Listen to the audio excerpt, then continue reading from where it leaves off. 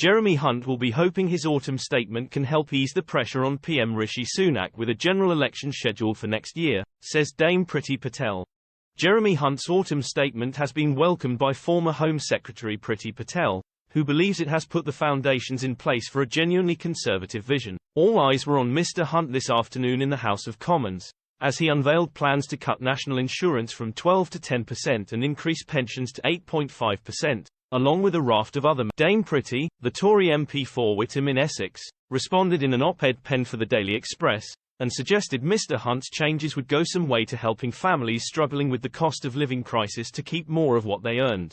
She wrote, "The Chancellor in the autumn statement has finally nudged the door open to recognising that hard-pressed households and small business require essential support, and his measures today have shown he recognises the pressures they are facing. The public must start to feel the benefits of the measures that have been announced to regain their trust and confidence in the conservative vision of delivering a country that provides a fair economic future for us all." While the lowering in the rate of inflation was welcome, it should not be confused with a tax cut, Dame Priti pointed out, warning Rishi Sunak's government it could not just rely on lower inflation rates to support the economy.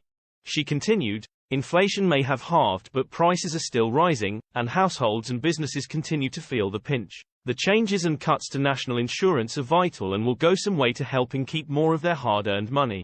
Express readers would know that with wages rising, people were paying more in income tax because the tax-free allowance threshold and the higher rate threshold had been frozen and were due to remain unchanged until 2020. She said, "I hope the Chancellor will build upon his statement today and put in place a strategic plan to raise the threshold so fewer people are caught handing 40% of their earnings over to the tax." Dame Priti concluded, "I believe the statement could pave the way forward for the Conservative Party to advance the cause of freedom, promoting enterprise, and unlocking opportunity and offer the public a compelling economic policy that delivers lower taxes, supply-side reforms, and promotes enterprise." Tory former Minister Dr. Liam Fox was among other Conservative MPs urging the government to go further and faster with plans to cut taxes. Speaking in the Commons, Dr. Fox said, "One of the other things that I welcome today is that we are moving slowly, I would argue still a little too slowly, towards a lower tax economy.